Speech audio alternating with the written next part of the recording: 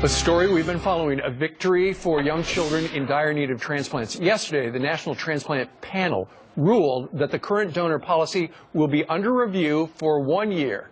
And in the meantime, kids like 10-year-old Sarah Murnaghan, who desperately waiting for a lung transplant, can be looked at on a case-by-case basis. Fox News legal analyst Peter Johnson Jr. joins us along with Sarah's aunt, Sharon Ruddock. Good morning, Sharon. How are you? Great. Good morning, Peter. Is this good news today, even though Sarah is seriously and critically ill on respiration this morning? Tell us about what you think the government did and why it's good for Sarah.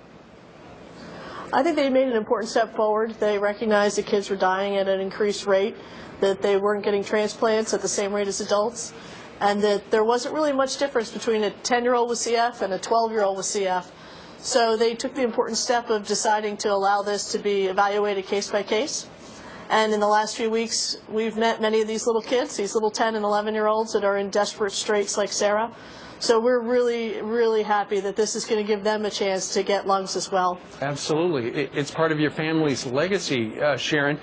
You've got to, I understand you told one of the producers, that you really have to tip your hat to Peter Johnson, though, because he really did, hold the feet of those responsible to the fire. He really did, and he was one of the first to realize the importance of this story.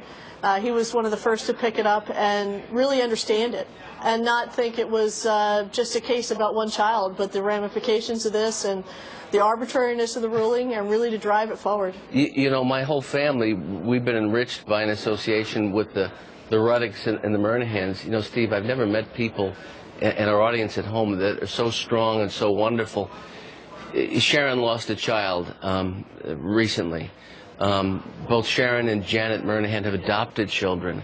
These are life-affirming, strong people and great Americans.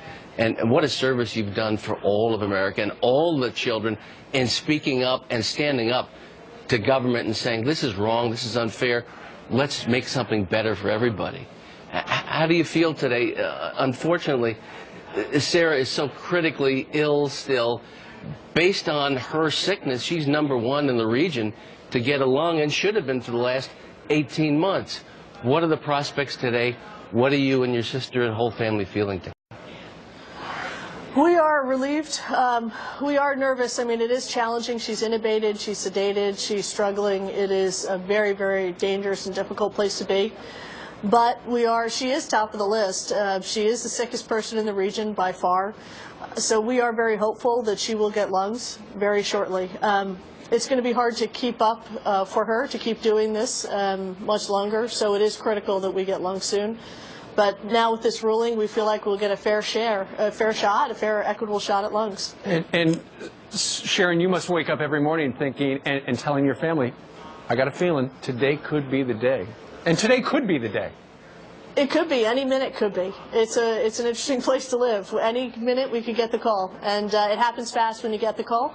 So 5 hours, 6 hours later, you're in surgery. So we just are waiting for that call. And really, we're waiting for someone to give that amazing gift of life. I mean, at the end of the day, we hope Sarah's story is also about putting an adorable face to a tragic problem and motivating and inspiring people to give organs. We're all waiting for the call today. Good thoughts and strong prayers. We love Sarah and we love your family, and America does. Thank you, Peter. I'm really, really grateful for your help and Fox and Friends' help here. Indeed. Sharon, thank you very much. We know you've got a busy day ahead of you. Peter? Thanks. Well done. Okay. Thank you for your help, Steve. All right.